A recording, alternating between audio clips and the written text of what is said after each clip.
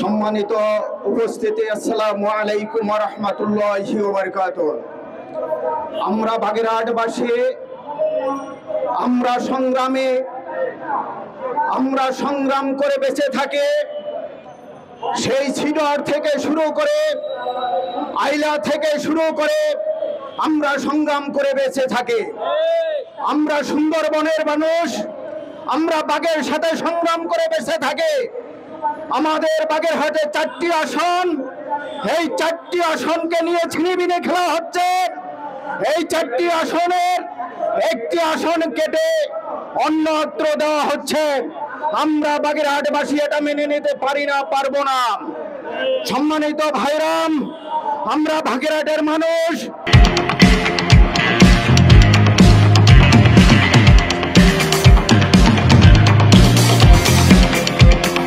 আমরা কখনো এই বাগেরহাটের একটি আসন জলাঞ্জিত দিতে পারি না।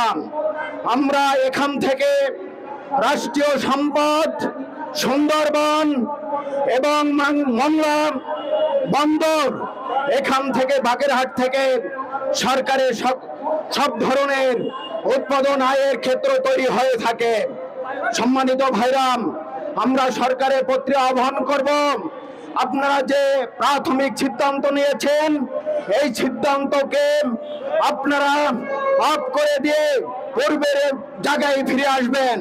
সম্মানিত বাগেরহাটবাসী, আমরা আরো বলতে চাই, এখান থেকে যারা ষড়যন্ত্র করছেন, সিসি থেকে নির্বাচন কমিশনের ডিজি থেকে, আমরা তাদেরকে উদারত আহ্বান করব, আপনারা যে সিদ্ধান্ত নিতে চাচ্ছেন এই সিদ্ধান্তকে আপনারা অপসারণ করে পূর্বের যে 4টি বাগেরহাটের আসন ছিল সেখানে ফিরে আসবেন।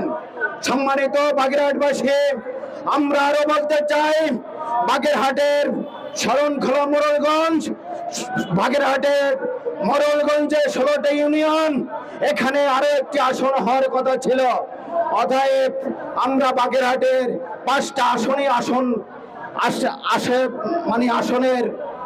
স্তম্ভ চাচ্ছিলাম। সেখানে আমরা আজকের যে দুঃখ ক্রান্ত নিয়ে এখানে হাজির হয়েছে, যে আমাদেরকে একটি আসন তারা আরো ছিনিয়ে নিয়ে অন্যত্র গাজীপুরে দিতে চায়। আমরা জানি না তারা কি আসলে ময়দান থেকে কোনো ইনফরমেশন তারা কে পেয়েছে কিনা, তারা ওখানে সঠিকভাবে তদন্ত করছে কিনা তারা জানে না। তারা ওখানে গার্মেন্ট ছেড়ে নিয়ে বসবাস করে গাজীপুরে, সেখানে নিশ্চয়ই ভোটার বেশি হতে পারে, তারা কিন্তু ওখানে ভোট দেয় না। অতএব আমরা আবার উদারত আহ্বান করব, আপনারা পূর্বের জায়গায় ফিরে আসবেন। এই আহ্বান করে আমি আবার কথাগুলো এখানে শেষ করছি। আমা তৌফিক ইল্লা বিল্লাহ। আসসালামু আলাইকুম ওয়া রাহমাতুল্লাহ।